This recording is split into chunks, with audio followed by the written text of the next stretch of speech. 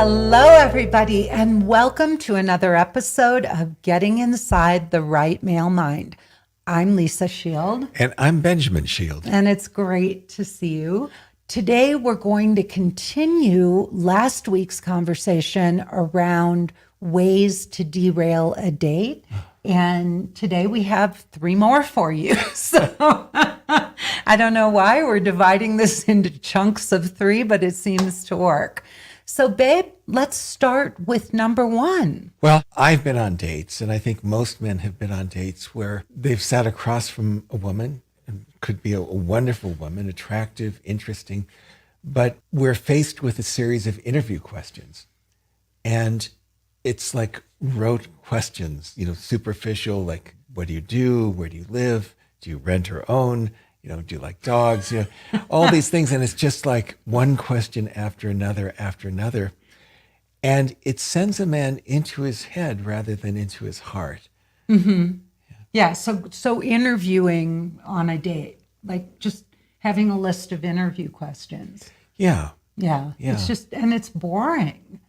It's boring. And the man has the feeling that the woman has asked the same questions on every date she's been on, that there's not this real interest and curiosity about him, about who he is and what his deepest interests are. Yeah, and they go nowhere. You meet them, and even just like a neighbor or, somebody that you meet, and you just, it's so superficial and uninspired. Well, where did you go? Where did you grow up? And you feign interest because you're trying to connect, but it's empty.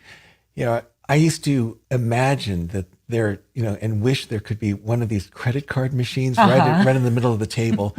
And, the credit cards that had the magnetic stripe that has all the information, where you live, probably your FICO score and all of those things, and we could just swipe our cards and just download all that superficial information and then get down to really, really knowing each other. Yeah, it's interesting. And it's kind of like a resume. People think that is getting to know you, but it's getting to know the most superficial part of you, but not really connecting. I think also what men often feel when there's an interview is that a woman is on a fact-finding mission. Mm-hmm. Yeah.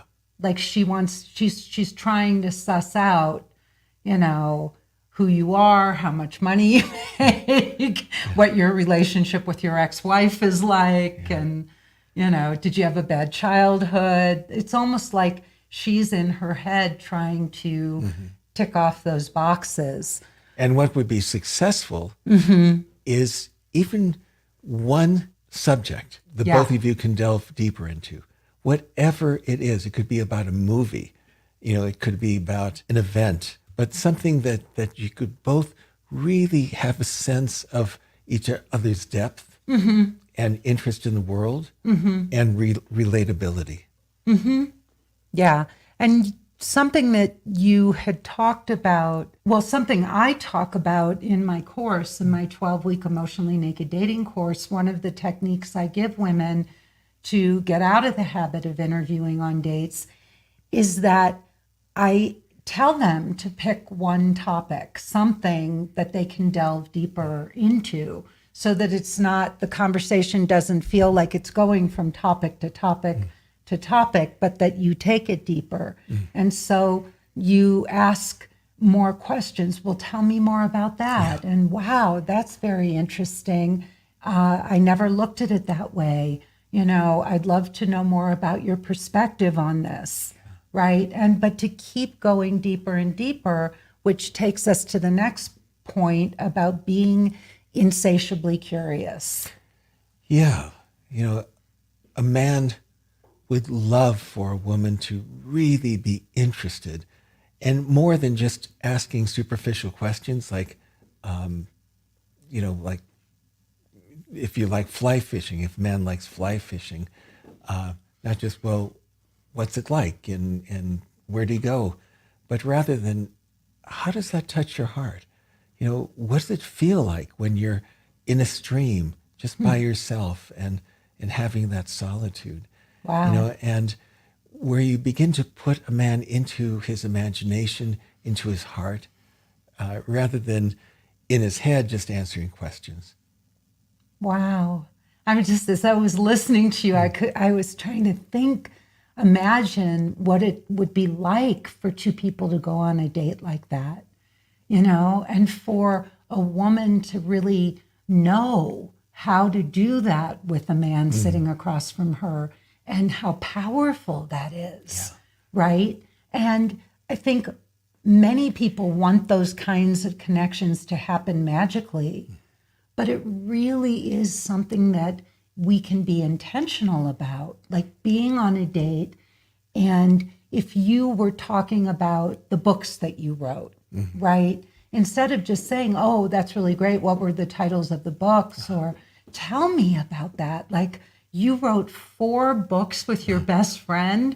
That must have been a life-defining experience.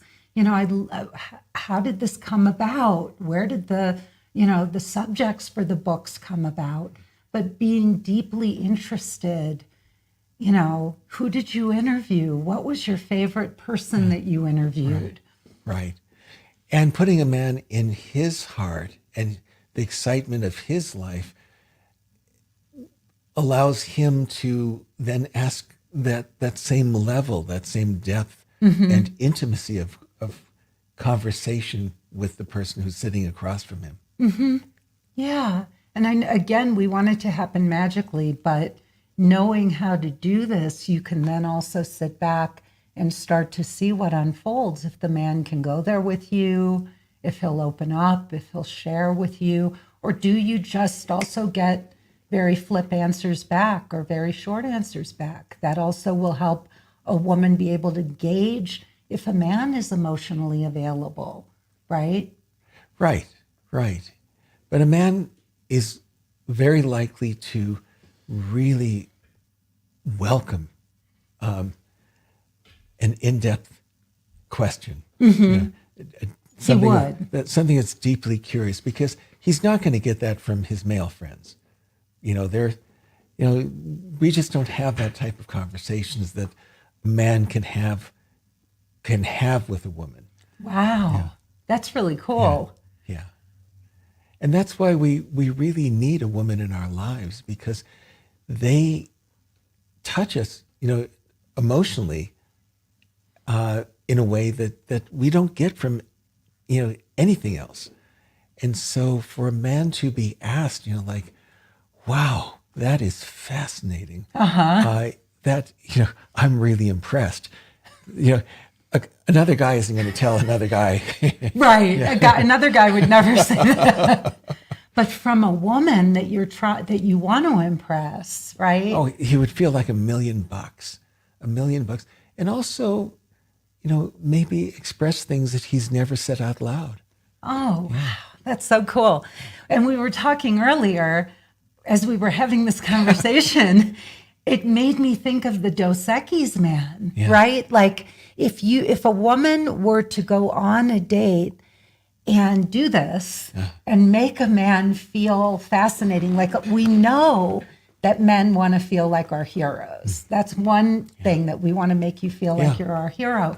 But another thing that we really want to do is make a man feel like he is the most fascinating man on the planet. Right. And a woman could do that with any man that she's interested in. Just like, wow, you're an engineer.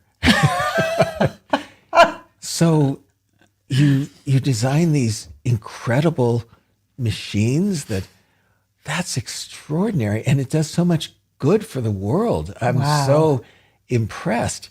Rather than say, oh, you're an engineer and you design machines. And then go on to the next question. Right. But to really, because a man is pouring his life into his work. And so for that to be recognized, is extraordinary. Wow. I'm blown away. Really? Because I literally can't stop saying enough wonderful things about you, right? I mean, to anybody who will listen, don't get me started on Benjamin if you don't want me to hear me say how fabulous he is.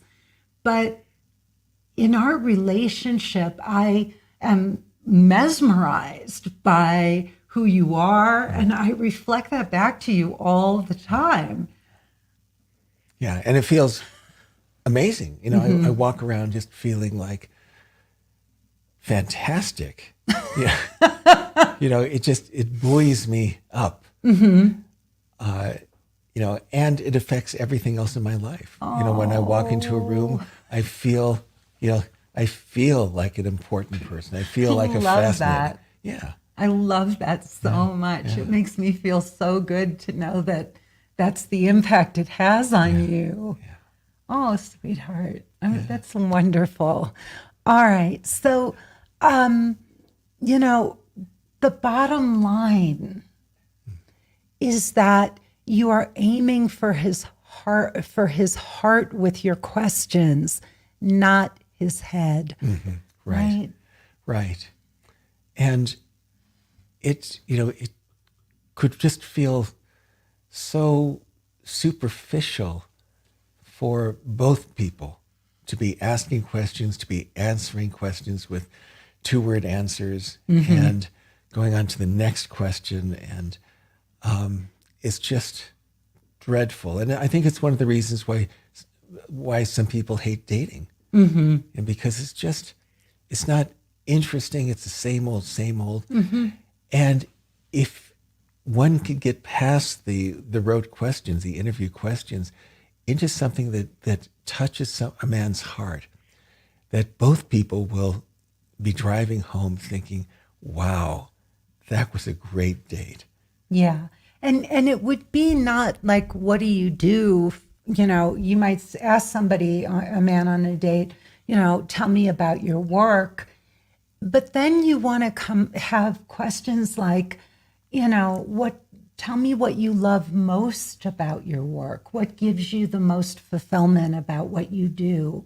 You know, yeah, I mean, but having meaningful questions about it, right? Yeah. Yeah. Yeah.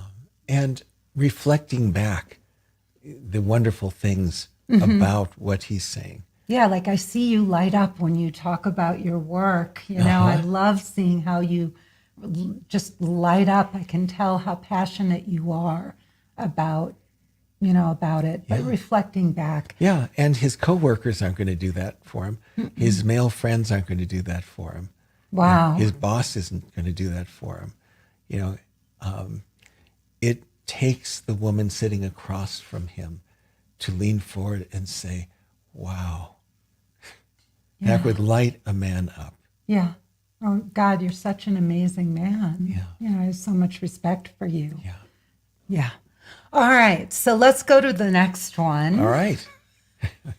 So this is another one on a completely different subject. When a woman shows up overdressed and over-stylized for a date. Right. You know, I think what a man is looking for when he first meets, that first impression, is that a woman is going to be relatable, that he's going to be comfortable with her, that they share much the same frequency, you know, personal frequencies. So if a guy comes in, you know, appropriately dressed, and there's a woman, you know, walking in or already sitting there, but hopefully walking in, who's so stylized and so made up, Yeah. that it almost seems like a costume, or it seems like someone that is just not in his world, in his orbit. Yeah. Yeah, so it's much better to dress more simply, especially on a first date. We'll get into that in a minute. But one thing that you had mentioned earlier was that, you know, a woman might be trying to show a man by dressing up that she has taste and style, but any classy man would assume that she'd be high maintenance and insecure. Yeah. You just see someone just dressed, with jewelry and really expensive couture that its thought might be, wow, I may have to be supporting that. Well, and she may look materialistic, right? Right. Like it would give the impression of being materialistic. It's one thing, yeah. Yeah, and a guy will see the outfit more than the person. If a woman comes in dressed casually, but appropriately, depending on the event, he sees the person and he could be comfortable with them. It's hard to be comfortable with someone who is dressed formally, Yeah. particularly if it's not a formal situation. Well, and I think about like if you were to look at two icons icons. You have Carrie Bradshaw on one end, and you have Audrey Hepburn on the other. Right. Right. You had this over the top, too much, like it was gaudy. Carrie Bradshaw was gaudy in a lot of ways. And then you had Audrey Hepburn, who was just the height of elegance. Right. And elegance, but you could picture her in a sweatshirt. Yeah. And with someone in a sweatshirt, you could picture cuddling on the couch in front of the fire. If someone is formal, there's kind of this layer between the two of you. Yeah, there is. Yeah. There is. And, going back to someone like Carrie Bradshaw, I could imagine that many men would feel uncomfortable walking into a room with her. I mean, it was so her style was so over the top that I would think any man would feel awkward walking into a party or into a room with a woman who's over stylized like that. Well, also the feeling is that she's very much into herself. And into how she looks, the exact makeup, that everything has to be perfect. Wow. And it lacks It's a comfort. turnoff, yeah. It lacks comfort. It lacks comfort. Beautifully said. So everyone, is entitled to her own style and what makes her feel good. But if a woman's overly stylized, many men are going to see it as a costume rather than an expression of individuality. Yeah. Yeah. So what's the solution, honey, to that? Well, on a first date, often less is more. One is trying to impress the guy with who they are, not with what they wear. And just like if a woman sat across from a man and he was just trying to give all his credentials and all of that, you don't really see who he is. He's really trying to impress. And it doesn't work. It doesn't hit the mark. It's just like, oh, and who are you? Yeah. Yeah, I think. And how can I fit into your life? Yeah, I mean, you're so elegant, and you're an amazing dresser, and you wear beautiful, quality things. But you're never, even though you have a beautiful watch, it's very understated, and you're very elegant, but so understated. Yeah, it's incredible. And I think that impresses the man with a woman that she could be elegant and understated and comfortable to be with. Yeah. And that a man could see an entry, how he could fit into her life, how they could be on a couch together in front of a fire, how they could be, just walking around in a foreign city, on vacation. Yeah. Yeah. And he would just feel at ease and proud to be with her. Yeah.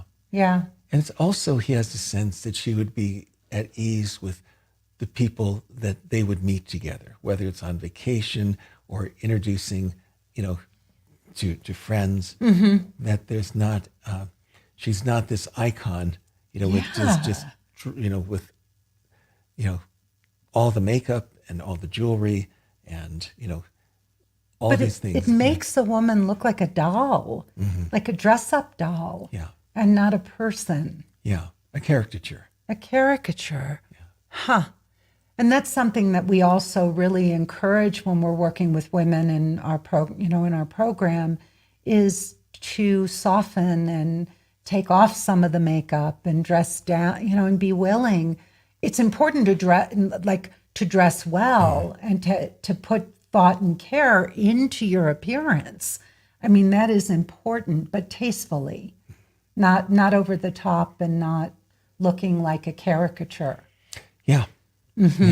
Yeah. So a couple of other things, about dressing on dates, like there's a rule of thumb that if you want to show your assets, right? So if you have an asset, something that is particularly striking about you, like you have a beautiful long neck or you have great legs, it's fine to show that off and dress to flatter your assets, or maybe you have a beautiful slim waist, so you want to wear something that's going to show your hourglass figure.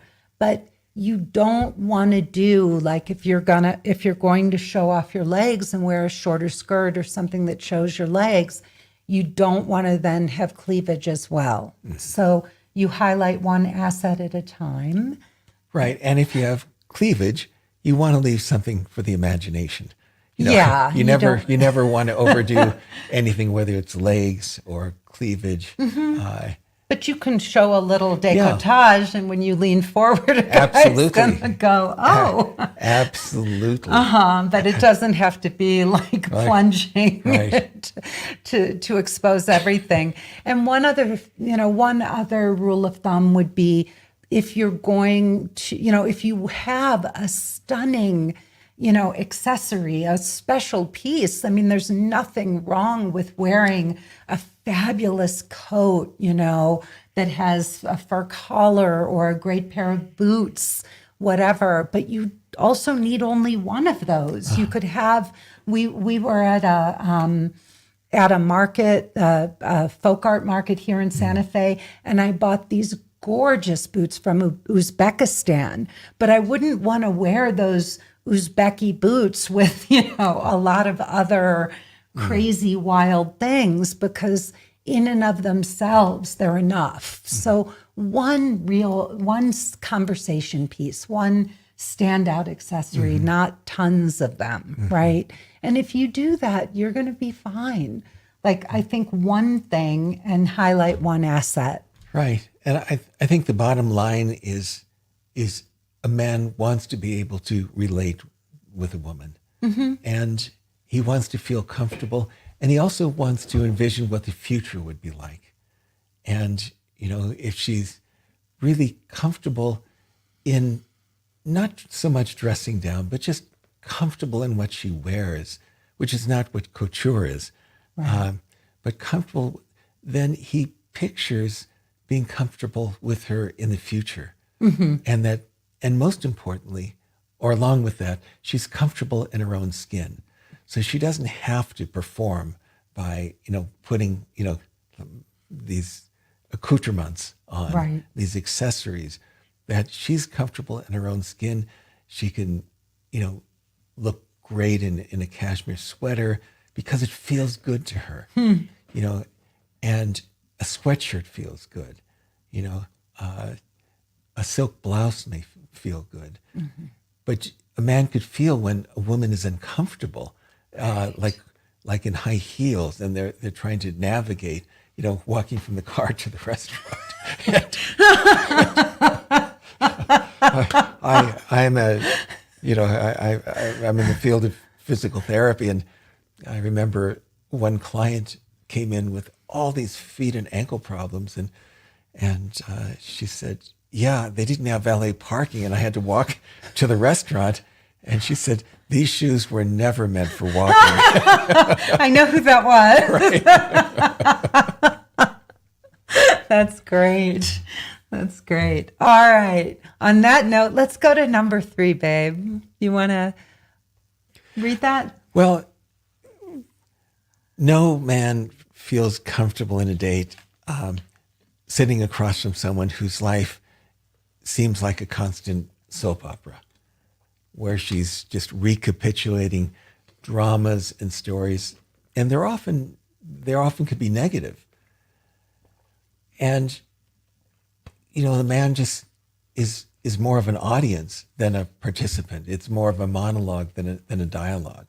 Mm-hmm. And it's sort of the way we would talk to our girlfriends, where, oh my God, you won't believe what happened, or did you hear about so-and-so and whatever. And the guy is sitting there like he's flipping through the pages of Us magazine Right. or something. And he's just, he's going cross-eyed.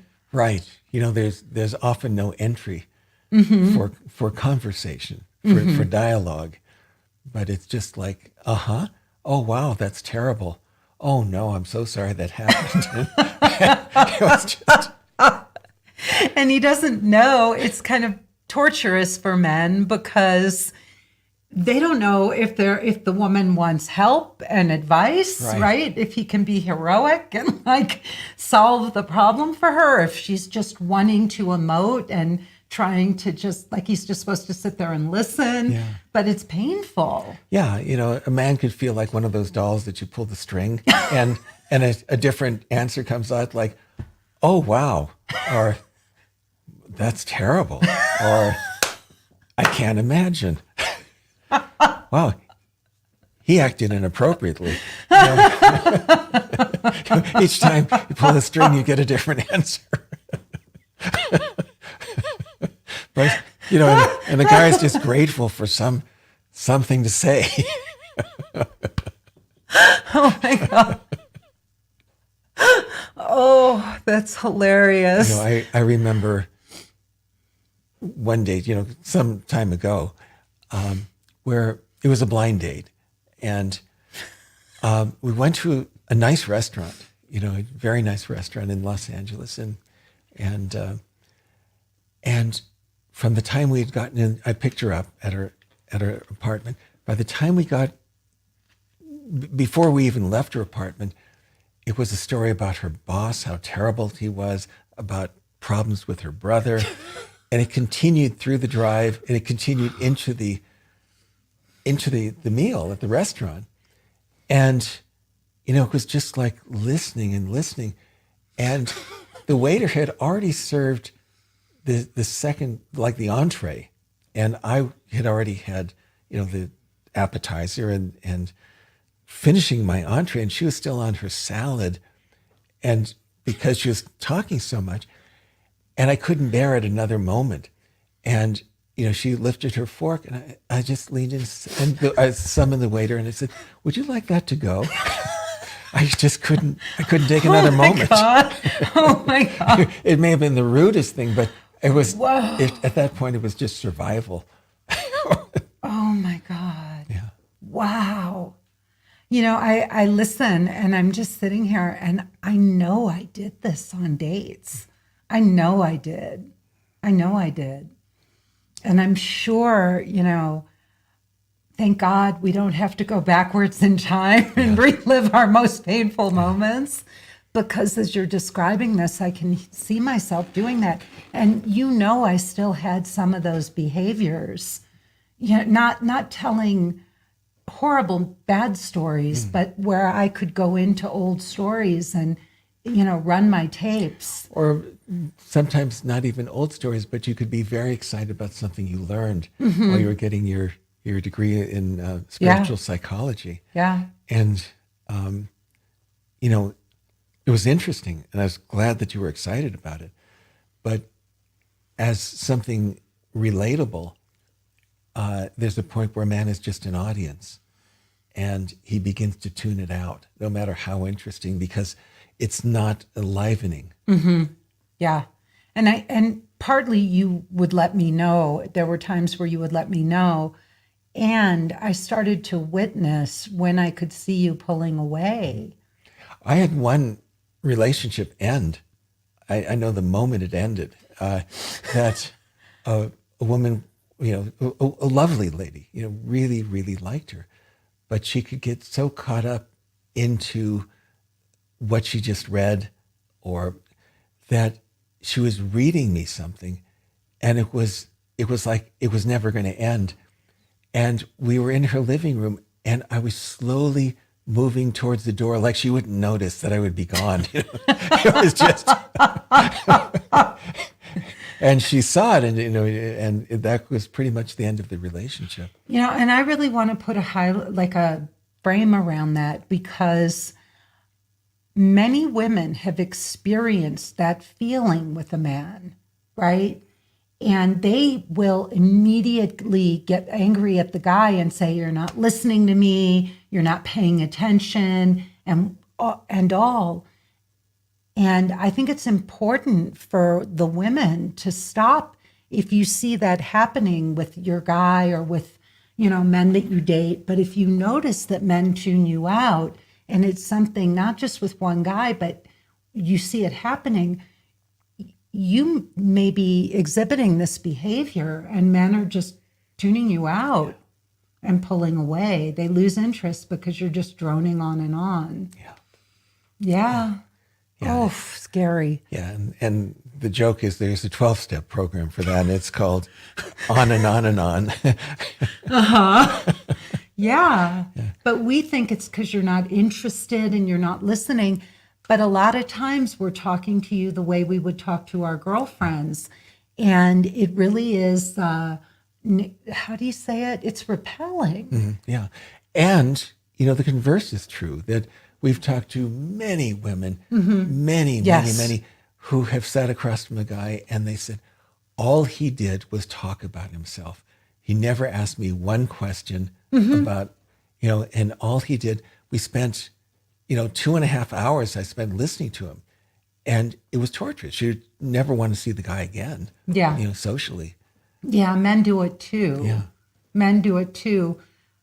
But I do think there's a bit of a, just a fine distinction in that men do it, they do it for a different reason. Well, I think men do it to try to impress a woman, to try to prove themselves. And sometimes when women do it, and I don't mean to make too much of a generalization, but a man could feel like she's told this story before. This is an old story, and I don't know if she says this on every date, but there's not a freshness, there's not an aliveness to it. Like these are her stories, or this is what she does, and these are the things she talks about.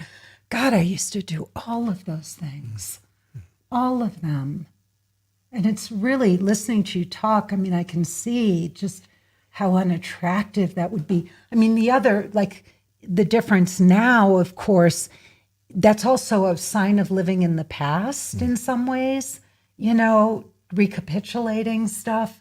It is you're not in the present moment when you're telling stories from the past, or even if you're excited about something, but if you're running tapes or stories, it takes you out of the present moment. Yeah.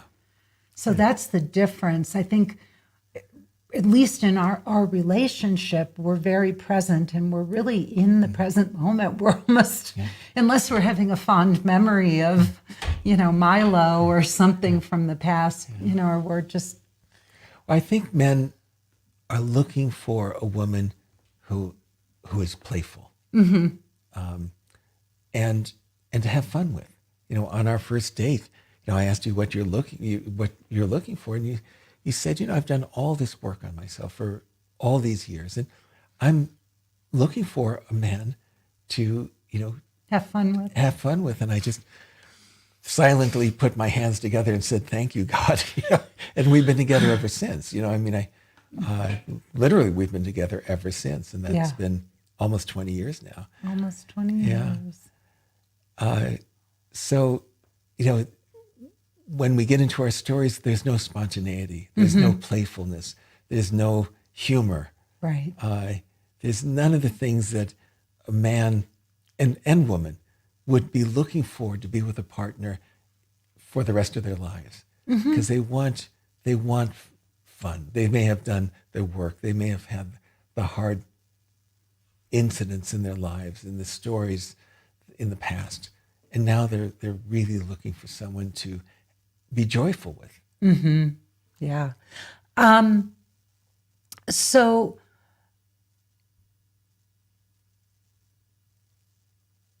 let's talk about, like, how do you get out of this behavior? It's what we need to identify it, but then what is the solution for this? I mean, one thing is, being aware that when you're telling your stories of the past or telling stories, you're most often not in the present moment. And you're over here somewhere, but you're not connecting right here. Absolutely. So you really want to almost put yourself in the other person's place and see what it would feel like to be hearing the story that one is telling. And also that it's true for men as well, but for a man listening to a story, sometimes the story could be circuitous and vague. Right. And there may not be a there. There may not be a point. And as you mentioned before, he doesn't know how to respond, whether to offer suggestions or where the story is leading to, and could be jumping from point to point. And he's just trying to follow it and eventually begins to tune out. Yeah. So, couple of solutions. It's important to understand that men are not your therapist and they're not your girlfriends, right? So the way you would talk to your therapist or your girlfriend, a guy he can't follow that. He can't follow a nebulous story that's just, where you may process with a girlfriend who would say, oh, well, gosh, that's awful. Or maybe he meant this, or what, maybe he meant that. But a guy can't follow that. So if you share stories, you want to get to the point, because men are always looking for the point, right? Like you got to get to the point, and I'll elaborate on that. But the last thing is choose topics. Like, don't just pick random things that are happening in your life. You've got to relate that to the person that you're talking to. You've got to make it relatable, and even ask yourself if it's something he'd even be interested in hearing about. Like, a lot of times we just talk about whatever's forefront in our mind at that moment, but the guy sitting across from you may not be interested at all about the fact that you went shopping the other day and left your credit card, and and then you got a ticket speeding, whatever. He may just not be interested in that, even if that's, you're upset about it and it's on your mind. Or if something's on your mind, one might just say, I just have to get this out. Yeah. And then let's get real. Yeah. With conversation. Yeah. But this just happened. I just have to clear it so I can be as present as possible with you. Right. But don't try to get the guy to commiserate with you about it. That's going to fail really quickly. So a few steps you can take to change the behavior. All right. So, we wrote, you want the story to connect the two of you and not leave him scratching his head and waiting for the date to be over. So before telling a story, stop and ask yourself, why is this story important to share? And what do I hope to accomplish by sharing it? Right. And with what you're sharing, is it going to bring the two of you closer together? Is it going to share your hearts and your minds and your spirits? Or is it going to create kind of a layer of separation where the guy is just an audience? Yeah.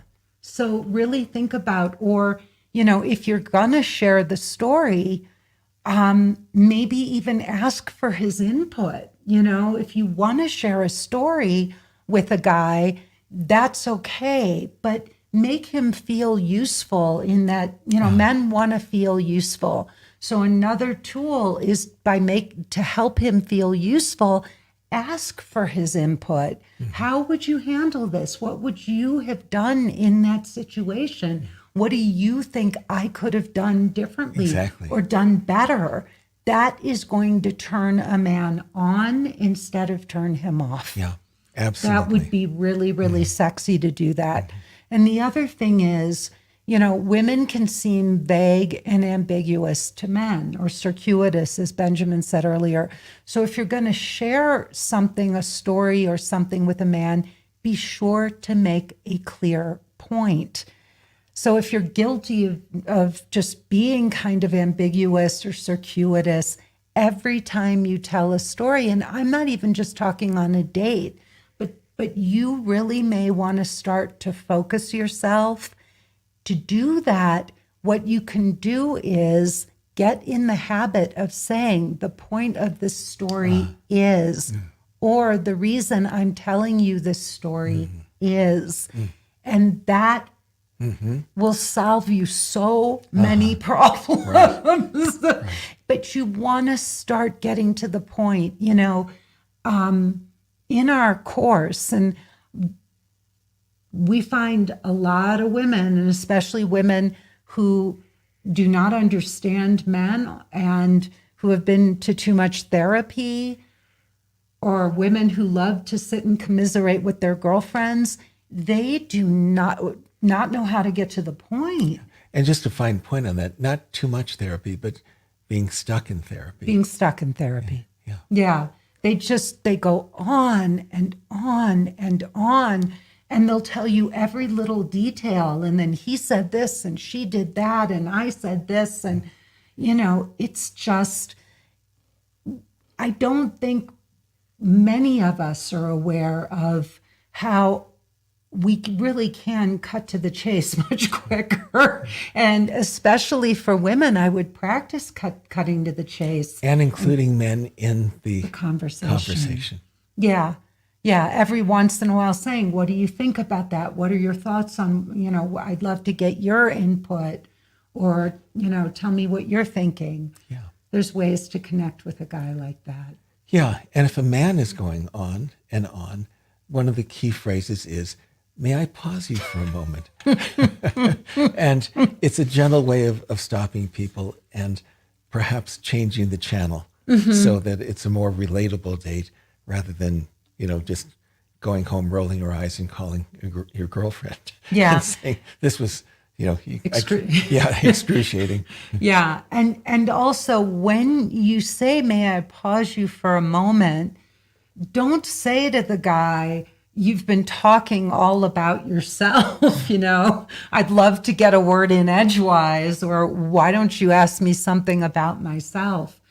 But just very gently say, may I pause you for a moment? There's something I would like to share with you, or there's something I wanted to add to this conversation. But you can do that artfully without making the guy wrong or shaming him. And some of you invite that behavior from men because you just sit there and listen and let them drone on and on. And they will. And you do need to stop them and interject. But some of you are also not good at just inserting yourself into a conversation. So take responsibility for that as well. If you keep finding that you're going on date after date after date where men, all they do is talk about themselves, if there's a repetition there, it may not be the men. It may be that they're also just going on and on because you don't put yourself out there and you're not adding much to the conversation. You listen too much and you don't share enough. So just to be aware of that. Great. Well, this has been amazing, babe. This has been, I think, another really awesome talk. Thank you. Because we're getting inside this male mind here. I love you. Love you. All right. Well, thank you once again for doing this and being willing to share yourself. I know that this is something that you do for me and for others. It's a way that you are of service. But I also know that it wouldn't be your own personal choice to be here, just on your own. So thank you. And to find more about your program? Yes, you can do that. Well, first of all, rate and like my YouTube channel and my podcast. You can find the podcast on Spotify, Apple, Audible, and anywhere else you get your podcasts. Also, if you have topics that you would love for us to cover, you can drop me an email. Please send us your ideas. We really want to make these relevant to everybody. And we get our best suggestions from you. And you can also go to lisashield.com and you can find my free 45-minute presentation, which I urge you to watch and stay to the end. And if you feel that you qualify, I list the qualifiers. If you qualify for a breakthrough call, we will set up a call either with me or a member of my team, and we will talk to you about how we can help you find the guardian of your soul. So thank you for coming on. We will see you next week, and enjoy the rest of your day. Bye-bye.